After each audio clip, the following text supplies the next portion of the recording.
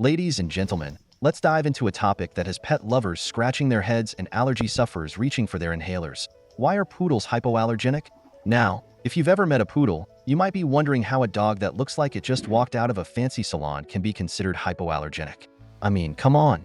This is the dog equivalent of saying a glitter-covered unicorn is low maintenance. The hair versus fur debate. First off, let's talk about the hair. Poodles have hair, not fur. That's right, hair. It's like they're walking around with a permanent blowout. While most dogs have fur that sheds like it's preparing for winter hibernation, poodles have this curly coat that traps dander and keeps it close to their bodies. It's like they're wearing a built-in air filter. So, if you're allergic to dander, you might think, great, a poodle is my answer. But hold on, just because they don't shed like a golden retriever doesn't mean they're completely off the hook. The dander dilemma. Now let's get into dander. Dander is basically tiny bits of skin that dogs shed. Think of it as their version of confetti at a party. And while poodles may shed less, they still produce dander. So, if you're allergic to dogs, you might want to think twice before inviting one into your home. It's like saying you're on a diet, but then ordering the largest slice of cake at the bakery. Oh, I'll just have one bite. Yeah, right. The saliva situation. And then there's saliva. Poodles lick themselves more than teenagers on TikTok. When they groom themselves, that saliva gets deposited onto their curly coats. So even though they may not shed as much as other breeds, that saliva can still trigger allergies. It's like playing Russian roulette with your sinuses. Will you sneeze or won't you? You never know. The size factor. Let's not forget about size. Poodles come in 3 sizes: standard, miniature, and toy. And while all of them are considered hypoallergenic to some degree, the standard poodle is often touted as the best option for allergy sufferers.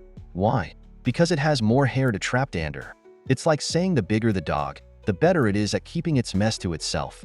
Who knew size mattered in the world of hypoallergenic pets? Grooming. The hidden cost. Now here's where it gets interesting. Grooming. Owning a poodle means committing to regular grooming sessions that can rival your own trips to the salon. You can't just pop into PetSmart and expect them to come out looking fabulous. No. You've got to take them to specialized groomers who charge an arm and a leg for what amounts to a glorified haircut. Oh, you want a trim and a fluff? That'll be $100. For that price, I could get my own hair done and still have enough left over for dinner. The hypoallergenic myth. But here's the kicker. No dog is truly hypoallergenic. It's like saying you can eat all the chocolate cake you want as long as you don't inhale while doing it. Sure, poodles may be better for allergy sufferers compared to other breeds. But if you're allergic to dogs in general, spending time with one might still send you into a sneezing fit worthy of an Olympic event. Conclusion. The poodle paradox. So there you have it. Poodles are considered hypoallergenic because they shed less and have curly coats that trap dander. But let's not kid ourselves. They're not completely free from allergens. If you're thinking about getting one because of this so-called hypoallergenic status, do yourself a favor. Spend some time around one first. You might find yourself sneezing more than you bargained for. In conclusion, folks, poodles are like that friend who claims they're on a health kick while secretly downing pizza slices behind your back.